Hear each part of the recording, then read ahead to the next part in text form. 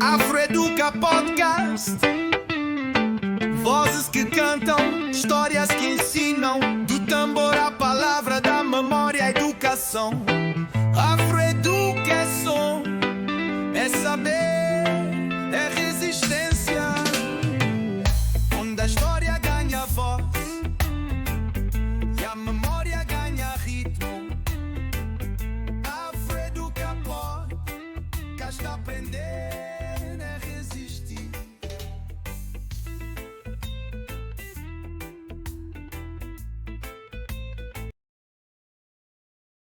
Olá, que bom que você está com a gente aqui no afroeduca.com. A nossa missão, sabe, é transformar as histórias, a resistência afro-brasileira em conhecimento vivo, pulsante. E cada análise que a gente faz por aqui é inspirada numa canção lá do nosso canal, o Afroeduca Sound. A gente traz reflexão, um pouco de contexto histórico, né, e também caminhos pedagógicos. Acreditamos muito nisso. Aprender com música é lembrar com o coração. Bom, hoje o nosso mergulho é na história do Padre João Clímaco de Albuquerque. Uma figura, assim, surpreendente do século XIX e a atuação dele na Revolta do Queimado. Isso foi lá no Espírito Santo, em 1849.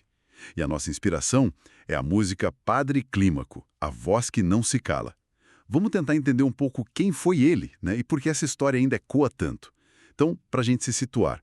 O Padre Clímaco atuava lá no Espírito Santo, meados do século XIX, como eu disse, e a Revolta do Queimado, ela estourou porque pessoas escravizadas que construíram a igreja de São João Batista, elas se levantaram contra a quebra de uma promessa de alforria, de liberdade, né, que receberiam depois da obra pronta. Só que a promessa não foi cumprida. Exato. E o que chama atenção, assim, logo de cara, é a posição muito singular do Clímaco nesse cenário todo. As fontes que a gente tem mostram que ele foi o único sacerdote, sabe? O único a se manifestar publicamente defendendo os revoltosos. Isso é muito forte para a época, né? Ele não pegou em armas, não liderou a revolta fisicamente, digamos assim, mas ele usou uma coisa talvez até mais potente no contexto dele, a própria posição dentro da igreja. Exatamente. Ele não ficou em silêncio. Mas como ele fez isso na prática, se não foi liderando o levante? Então, ele usou a palavra, a escrita. Ele escreveu cartas, artigos para jornais da época, fez depoimentos formais. Ele argumentava, com base na fé dele mesmo, que trair aquela promessa era moralmente indefensável. Sim. E até religiosamente quase uma blasfêmia, sabe? Quebrar a palavra dada em nome de algo sagrado, a música captura isso muito bem, né? Não foi espada nem tambor, mas sua pena ergueu o clamor. Ele usou as ferramentas que tinha, o prestígio do cargo, para denunciar a injustiça, uma injustiça feita por outros membros da elite, inclusive gente da própria igreja. E essa postura dele de usar pena, né, a voz institucional para defender quem era marginalizado. Imagino que não deve ter sido nada fácil. Não foi bem recebido pelas autoridades, pela elite local? Quais foram as consequências para ele? Olha, as consequências foram bem duras, sim. Ele enfrentou confronto direto com as autoridades, sabe? Muita hostilidade da elite econômica, política e um isolamento cada vez maior dentro da própria estrutura da igreja. Ele foi, de certa forma, marginalizado, afastado de funções importantes. Imagino. Mas, por outro lado, essa mesma atitude transformou ele num símbolo, né, dessa possibilidade de aliança entre a fé e a luta por justiça. E um ponto que eu acho crucial. Ele fez questão de registrar nomes de alguns participantes da revolta. Elisiário, Carlos, João Pequeno. Isso é importantíssimo para preservar a memória, para que não fossem só números, entende? Para dar rosto à resistência. Nossa, resgatar esses nomes é muito potente mesmo. E essa coragem toda, essa voz que se recusou a calar, mesmo pagando um preço alto, é justamente isso que a música tenta passar, né? O refrão, Padre Clímaco, voz que não se cala, contra o silêncio que a dor embala, ecoa essa resistência dele. Precisamente. E aí que entra a dimensão pedagógica que a gente falou lá no começo, né? Essa história, quando a gente junta com a música, vira uma ferramenta incrível em sala de aula ou em qualquer espaço de debate. Permite discutir não só o fato histórico em si, mas temas super atuais, né? Qual o papel dos aliados nas lutas sociais?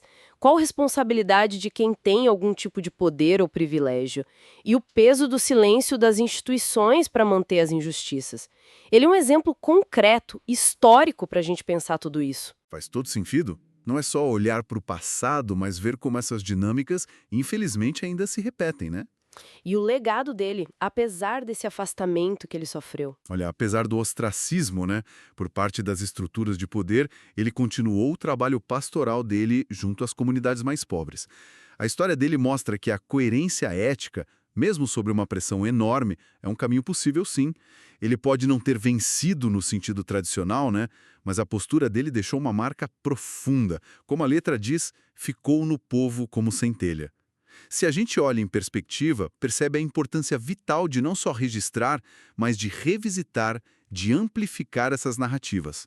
Histórias de resistência, de alianças inesperadas, que muitas vezes ficam esquecidas na história oficial. Então, pensar no Padre Clímaco hoje é lembrar que a história guarda esses exemplos muito fortes de coragem, de uma fé engajada. Mostra que é possível, sim, usar a própria voz, até o lugar que se ocupa numa estrutura para lutar por justiça, mesmo quando parece que está tudo contra.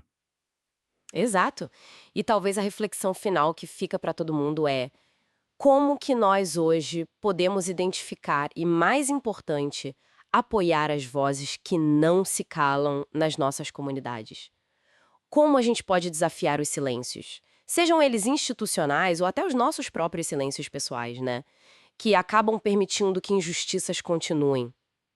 Fica essa provocação sobre a nossa própria consciência, nossa ação dentro das estruturas que a gente vive hoje. É isso.